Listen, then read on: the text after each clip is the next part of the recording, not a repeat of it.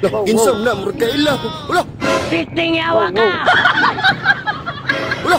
Oscar! Grabe yung likod ni Kuya, naka-ADB pa naman. Nakita nyo ba yung mga idol? Yes, good morning mga idol. Ayan. So update muna tayo dito po sa haba po ng pila sa Amandayhan. Ayan, hindi na tayo nakapag-update dito sa port ng Amandayhan. At naging normal na lang naman po yung biyahe. So sa ngayon, kung papansin nyo, wala tayo ditong nakikitang build up ngayon, no? Kasi tuloy-tuloy po yung magpapasakay nila ngayon, no? Walang tracking na naka-paradang marami. No, kung papansin nyo, mula rito hanggang doon ay wala, oh.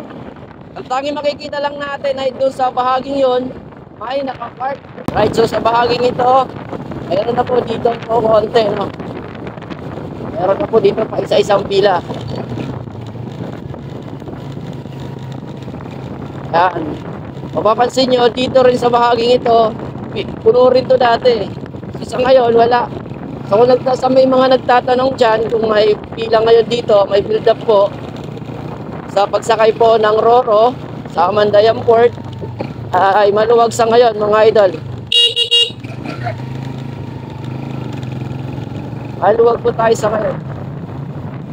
Wala pong build up.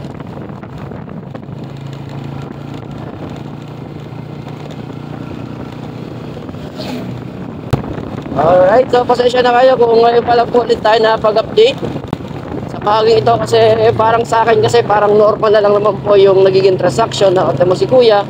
Kumukuha po ng papel dyan. Ano, dyan kumukuha ng papel tapos sumasakay sa loob. Ayun ako yung nakapila rin dito. Sa bahagi naman papunta po ng Santa Rita to eh. San Juanico, ganun mga idol.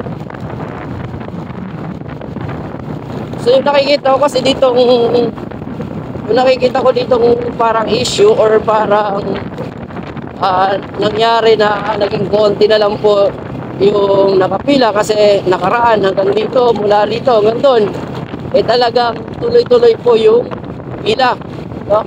Yung nakikita natin dito ay dahil po sa mga daanan, hindi na pong madaanan ngayon, gaya po ng Calbiga Bridge na limitado po sa 15 tons yung nakakasakay, nakakatawid, no?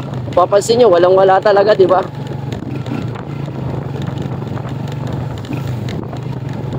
Ayan.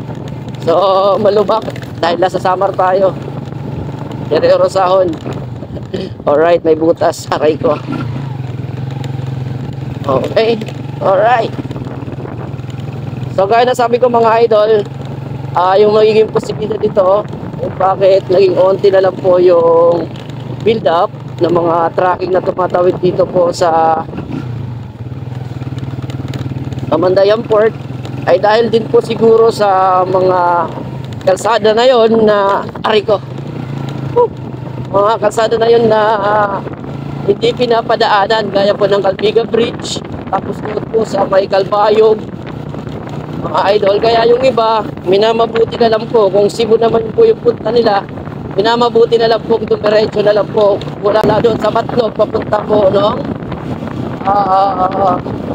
port po sa Cebu, sa Leyte. Yun. Kaya hindi na po papunta po rito. Wow.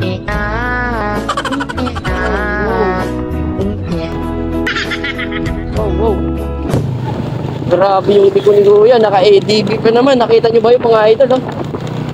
Yung mga ganung likod, delikado yun. So ingat-ingat po tayo sa pagdadrive mga po sa idol. So yun lang po yung paliwanag natin dito. So nagtatanong kung may build up ng pila dito po sa bahagi po ng Amandayan sa pagtawid po ng Roro.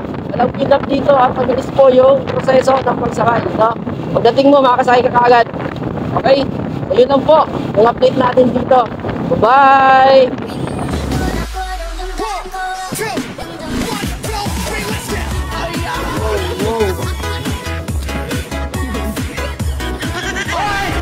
Timing naman ang timing.